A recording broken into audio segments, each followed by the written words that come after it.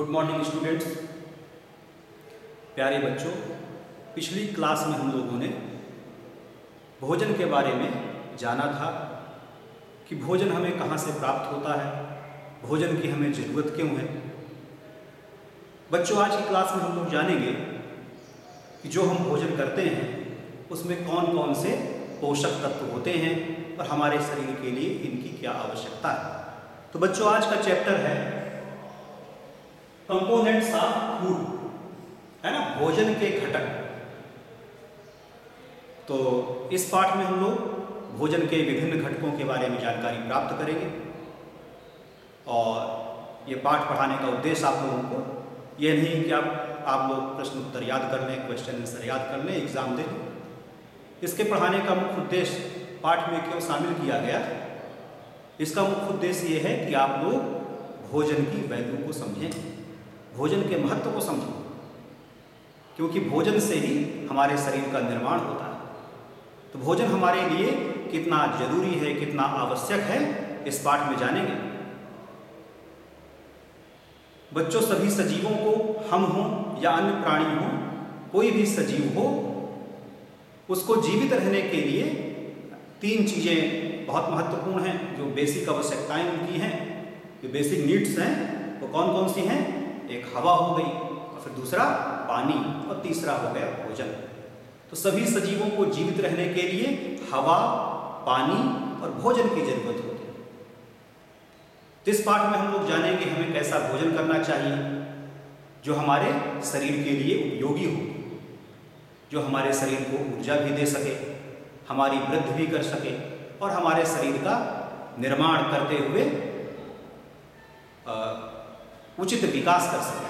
इसलिए हमें पोषक तत्वों की जानकारी होनी आवश्यक है, तभी हम लोग सभी पोषक तत्वों का उपयोग करेंगे, अपने डाइट में शामिल करेंगे। इसलिए आज के पाठ में हम लोग पोषक तत्वों के बारे में पढ़ेंगे। देखते हैं कौन कौन से पोषक तत्व होते हैं। बच्चों, हमारे भोजन में 5 पोषक तत्व होते हैं। पोषक तत्व, इसको ऐसे जानेंगे, पोषक तत्व।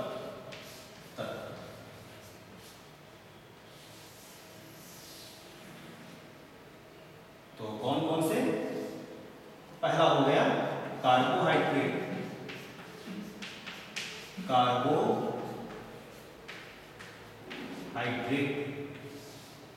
दूसरा हो गया आपका वसा, फैट्स हो गए। तीसरा पोषक तत्व प्रोटीन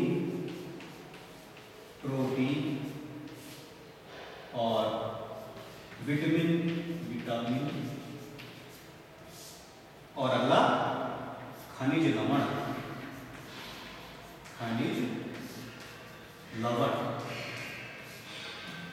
तो बच्चों, हमारे भोजन में ये प्रमुख पोषक तत्व पाए जाते हैं। जो मेजर कंपोनेंट्स हैं, जो प्रमुख पोषक तत्व हैं, ये 5 हैं।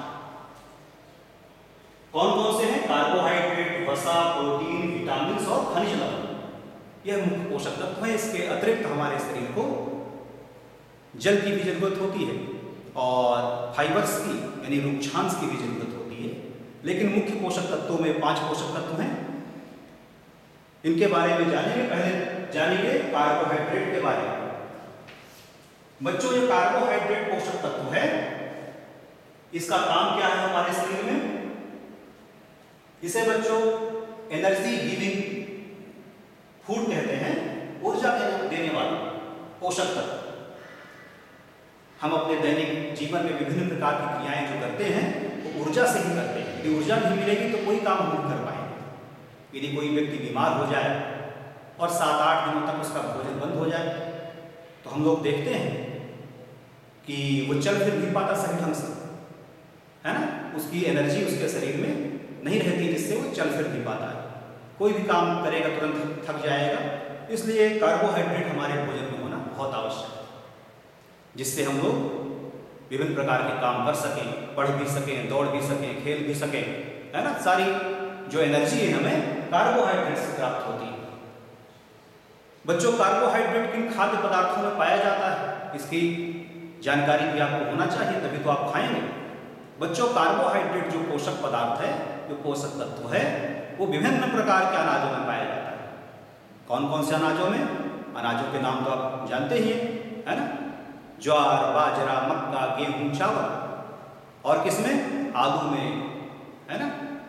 और गन्ने में, चुकंदर में, इन सब में कार्बोहाइड्रेट की प्रचुर मात्रा पाई जाती है। और भी चीजें पाई जाती हैं, लेकिन प्रचुर मात्रा इनमें कार्बोहाइड्रेट की होती है, जो हमारे शरीर को ऊर्जा देते हैं।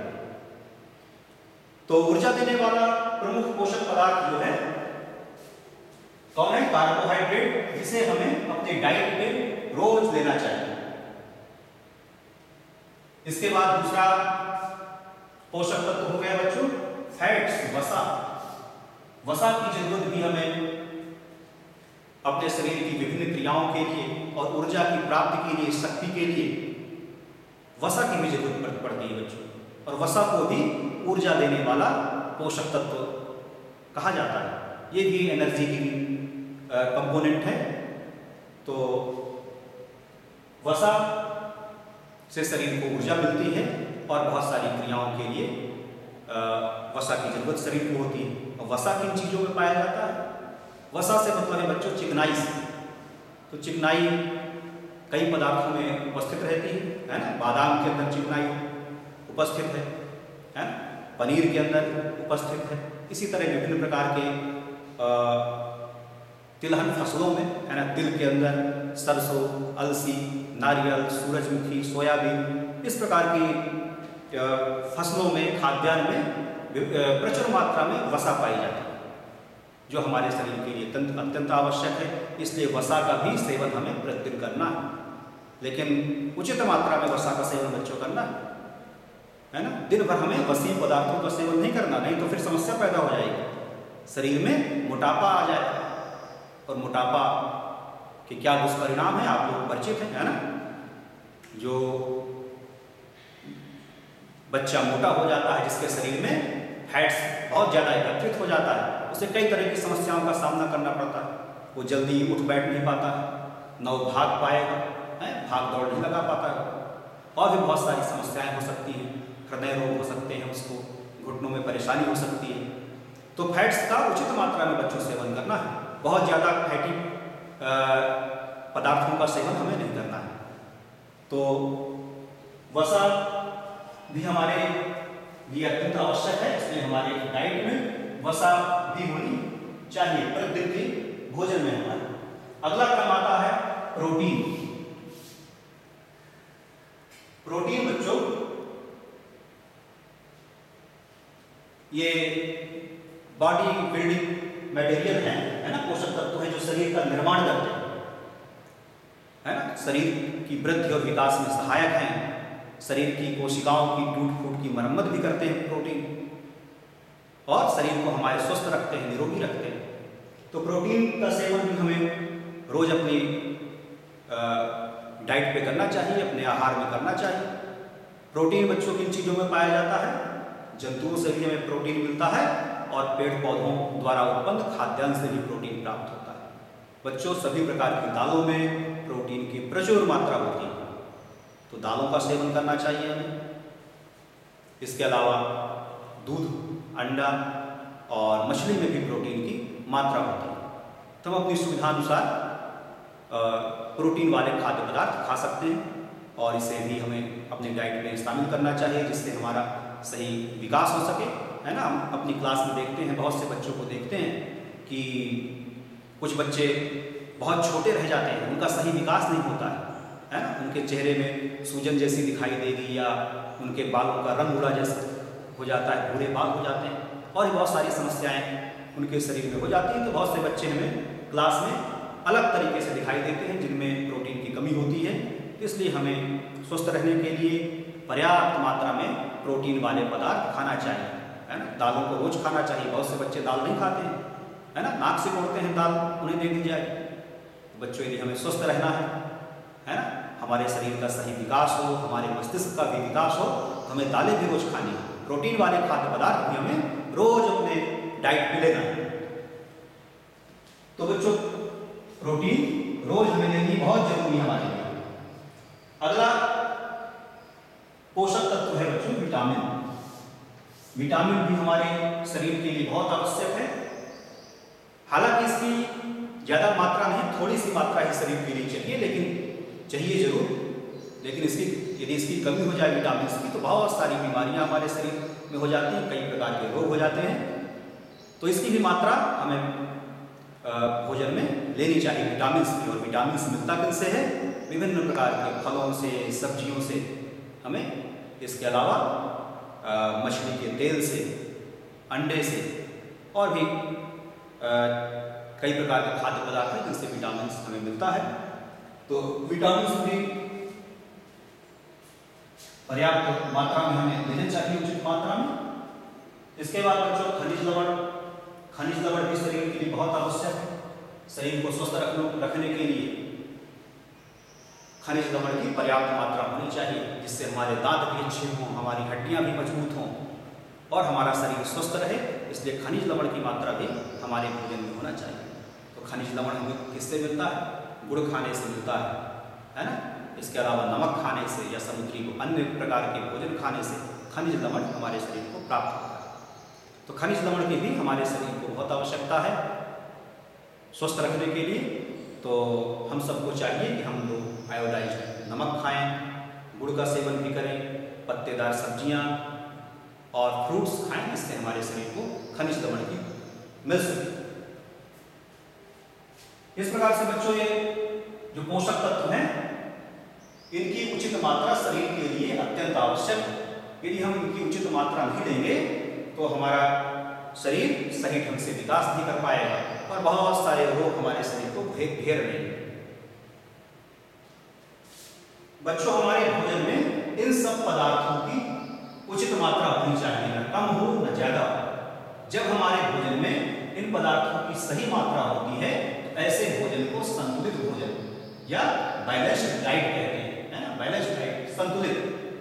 तो इनकी सही मात्रा वाले भोजन को संतुलित आहार या संतुलित भोजन कहते हैं। संतुलित आहार में कई चीजों का बच्चों ध्यान दिया जाता है। संतुलित आहार वह आहार है जिसमें व्यक्ति के कार्य के अनुसार, लिंग के अनुसार, है ना, और एज के अनुसार, उम्र के अनुसार सभी प्रकार के पोषक तत्व उपस्थित हों। वह भोजन जो है संतुलित भोजन कहलाता है।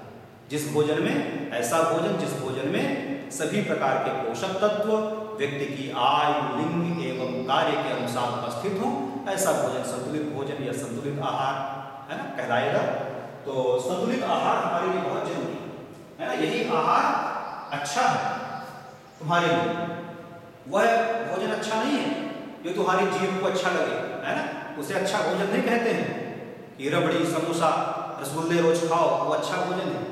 अच्छा भोजन वो है जो हमारे शरीर के लिए, हमारी बॉडी के लिए अच्छा हो। तो हम सबको बच्चों संतुलित आहार करना चाहिए। सारी चीजें हमारे भोजन में हो, है ना।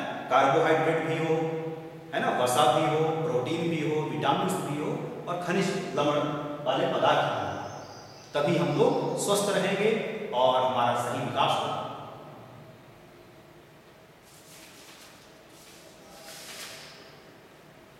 बच्चों यदि पोषक तत्वों की कमी शरीर में हो जाए तो कई प्रकार के रोग भी हमें हो जाते हैं। कुछ रोगों को हम लोग देखेंगे। देखिए, रोग विटामिन और खनिज पदार्थों की कमी से कई प्रकार के रोग हो सकते हैं। तो कौन कौन से रोग होते हैं? खनिज की कमी से और विटामिन की कमी से रोग और लक्षण।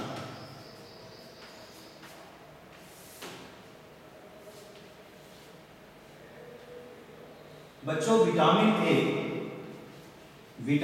ए की कमी से कौन सा रोग हो जाता है? आप सभी लोग जानते हैं, है ना। आप लोग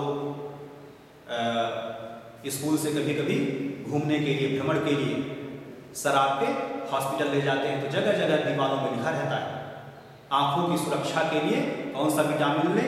विटामिन ए ले। और विटामिन ए किन चीजों में पाया जाता है?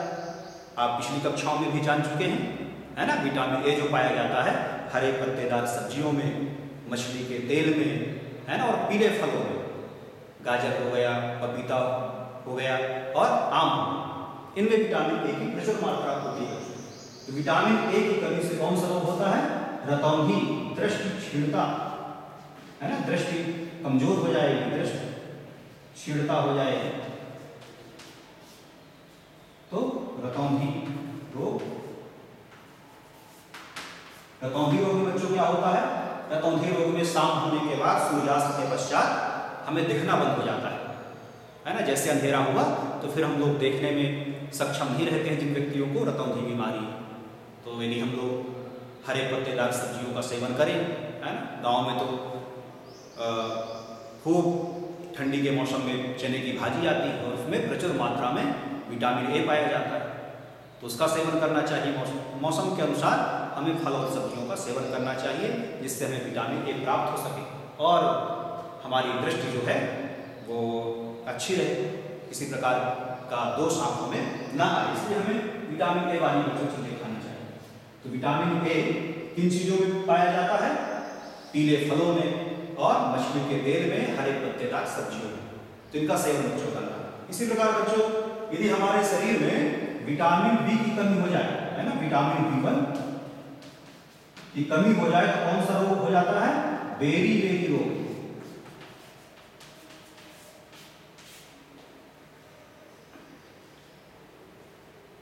विटामिन बी की कमी से कौन सा रोग हो जाता है बच्चों? बेरी बेरी रोग। इस रोग पे क्या होता है? इसमें त्वचा संबंधी विकार हो जाते हैं और सांस फूलना और भी बहुत सारे शरीर में इसकी कमी से समस्याएं उत्पन्न होती हैं, थकावट आ जाती है शरीर में। तो इसलिए विटामिन बी का सेवन भी हमें बहुत जरूरी है और विटामिन बी फलों और सब्जियों में और अनाजों में पर्याप्त मात्रा में पाया जाता है। चावल में और गेहूं में पर्याप्त मात्रा में पाया जाता है। इसलिए बच्चों हमें कहा जाता है कि आटे का चोकर बहुत नहीं निकालना चाहिए, क्योंकि उसके छिलके में, है ना, यानी कि गेहूं के छिलके में क्या पाया जाता है? विटामिन बी पाया जाता है। इसी प्रकार चावल में भी विटामिन बी की पर्याप्त मात्रा होती है, इसलिए बहुत पालिश किया हुआ चावल भी हमें नहीं खाना चाहिए, जिससे उसमें पोषक तत्वों की हानि हो जाती है और हमें विटामिन पर्याप्त मात्रा में नहीं मिल पाते। तो विटामिन बी की कमी से बेरी बेरी रोग हो जाता है। इसलिए विटामिन बी की मात्रा भी हमें चाहिए जिससे हम स्वस्थ रह सकें।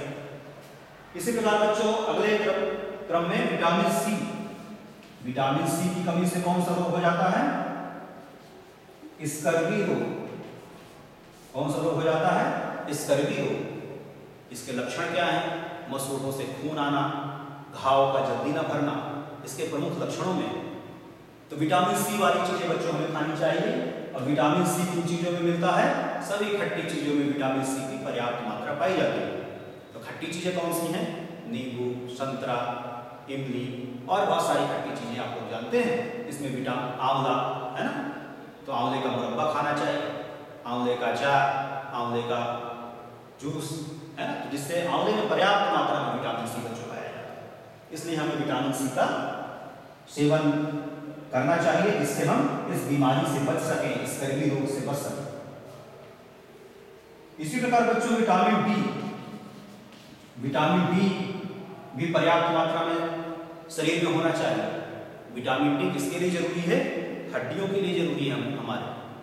और बच्चों ये जो विटामिन डी है हमें सूर्य के प्रकाश से भी प्राप्त होता है ना, फ्री में मिलता है। इसलिए हमें सुबह सूरज की रोशनी में, सूरज की किरणों में बैठना चाहिए, टहलना चाहिए, जिससे हमारा शरीर विटामिन डी के निर्माण के लिए सूरज की किरणों को अवशोषित कर सके। तो ये हमें फ्री में भी विटामिन मिलता है, विटामिन डी। तो विटामिन डी की कमी से बच्चों जो रोग हो जाता है उसे कहते हैं रिकेट्स। रिकेट्स रोग जो है वो विटामिन डी की कमी से हो जाता है। इस रोग में क्या होगा? हमारी हड्डियां मुलायम हो जाएंगी और मुड़ जाती हैं, हाथ पैर मुड़ जाते हैं, हड्डियां मुलायम हो जाती है बीमारी। तो विटामिन डी वाले पदार्थों का सेवन करना चाहिए जिससे बीमारी हमें ना हो, रिकेट्स ना हो।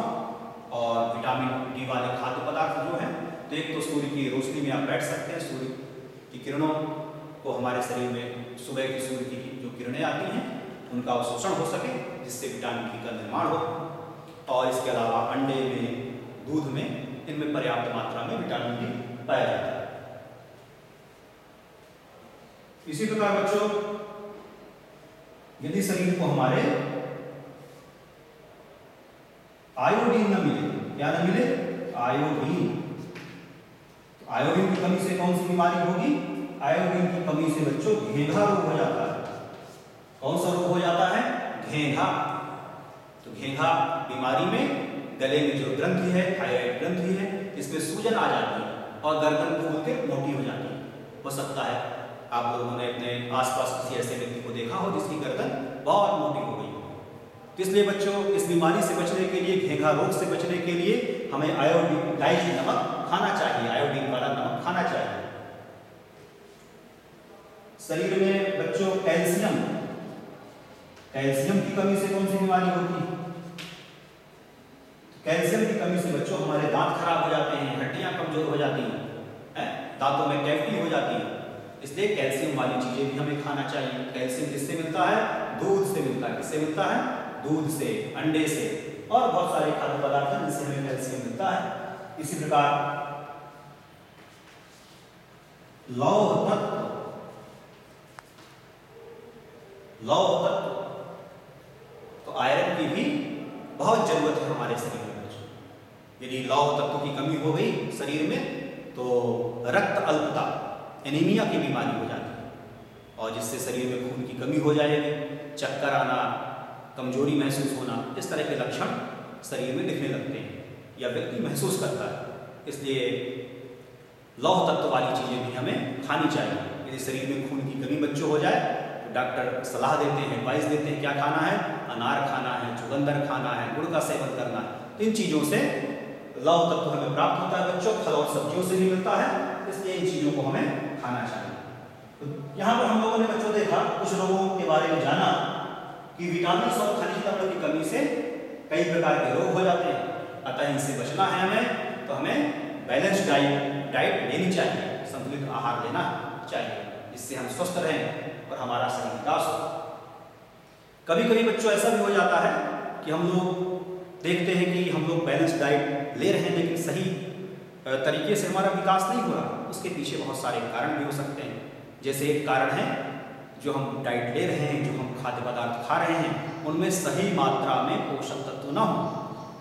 इसलिए इसका भी ध्यान देना पड़ेगा कि जो हम खाना बना रहे हैं या जो चीज़ें हम खा रहे हैं, उनमें सही मात्रा में पोषक पदार्थ उपस्थित हों, वो नष्ट न हो, है ना। कई बार हम लोग ऐसा करते हैं कि दालों को या चावल को ऐसा धोते हैं, रगड़ रगड़ के कई बार पानी डाल के उसको धो डालते हैं, मसल मसल के धोते हैं, जिससे उसके जो मिनरल्स हैं तो वो निकल जाते हैं, बह जाते हैं। इस तरह हमें चावल भी धोना चाहिए। इसी प्रकार बहुत सारी ऐसी सब्जियां हैं जिनके छिलके हमें नहीं उतारना चाहिए, छिलके सहित उन्हें उपयोग करना चाहिए, क्योंकि छिलकों में भी पोषक तत्व होते हैं, इसलिए छिलका नहीं उतारना चाहिए सब्जियों का। इसी प्रकार आटे का चोकर नहीं निकालना चाहिए बच्चों। दाल पकाना है तो बहुत से लोग दाल पकाते समय ऐसा भी करते हैं, खूब सारा दाल में पानी डाल देंगे, तो दाल पक जाएगी, देखेंगे पतली है दाल तो धीरे से उसका पानी निखार देंगे। बच्चों ऐसा करने से पोषक तत्व बह जाते हैं, है ना, उससे निकल जाते हैं। तो ऐसा हमें नहीं करना है, जिससे उसमें खाद्य पदार्थ में पोषक तत्व बने रहें। इसी प्रकार सब्जी को बार बार नहीं गर्म करना है कि पहले बच्चे खा रहे हैं सब्जी गर्म की जाए, फिर पापा जी आए ड्यूटी से फिर सब्जी गर्म की जाए, फिर मम्मी खाना खा रही फिर सब्जी गर्म की जाए। बार बार खाद्य पदार्थ को गर्म करने से बच्चों उसके पोषक तत्व नष्ट हो जाते हैं। इसलिए हम लोग को चाहिए कि हम लोग एक साथ बैठ कर खाना खाएं और इस तरह बार बार उन चीज़ों को गर्म नहीं करें। बहुत ज़्यादा कई चीज़ों को पकाना भी नहीं चाहिए बच्चों, पकाने से भी उसके पोषक तत्व नष्ट हो जाते हैं, है ना। खूब सब्जी को पका डालें, पका कर पेस्ट बना डालें, ऐसे नहीं पकाना है, तो उसके पोषक तत्व जो है जल जाते हैं। तो बच्चों इन सावधानियों के लिए हम ध्यान में रखेंगे तो हमारे खाद्य पदार्थ के जो पोषक तत्व हैं वो बरकरार रहेंगे और हमारे शरीर को पर्याप्त मात्रा में हमारे शरीर तक पर्याप्त मात्रा में पहुँचेंगे और हमारा शरीर स्वस्थ रहेगा। इस प्रकार बच्चों हम लोगों ने आज भोजन में कौन कौन से पोषक तत्व होते हैं, भोजन के कौन कौन से घटक हैं, इसके बारे में जानकारी प्राप्त की। अब बच्चों होमवर्क में आप लोग इस टेबल को, इस सारणी को बना लेंगे। ये आपके बुक में ये सारणी आपको मिल जाएगी, इसको कॉपी में बनाएंगे और आपके जो स्कूल आई ऐप है उस पर लिंक भेज दी गई है इसकी। जिसके पास बुक नहीं है वो बच्चे भी उसको खोलेंगे उस ऐप को, और जहाँ ये चैप्टर उनको मिल जाएगा उसको पढ़ेंगे और इस काम को करेंगे, इस टेबल को बना देंगे बच्चों, ठीक है। और दूसरा काम कर लेंगे, विभिन्न प्रकार के जो पोषक तत्व हैं ये किन खाद्य पदार्थों से प्राप्त होते हैं, तो उन अनाजों को इकट्ठा करेंगे, उन पदार्थों को इकट्ठा करेंगे। यदि अनाज हैं तो उनके दानों को कॉपी में चिपकाएंगे, है ना। प्रोटीन किन चीज़ों से मिलता है, मान लीजिए आपने बादाम का टुकड़ा चिपका दिया या सरसों के दाने चिपका दिए। इसी प्रकार कार्बोहाइड्रेट किन अनाजों से मिलता है, तो है ना। तो फेविकोल की मदद से या गम की अन्य गम की मदद से उसके दानों को हम लोग चिपकाएंगे। खाद्य कार्बोहाइड्रेट वाले खाद्य पदार्थ, है ना, वसा वाले खाद्य पदार्थ, प्रोटीन वाले, इस तरह से हम लोग अपनी कॉपी में चिपकाएंगे उन खाद्य पदार्थों को जिनसे ये पोषक तत्व हमें प्राप्त होते हैं। तो बच्चों आज के लिए इतना है, थैंक यू।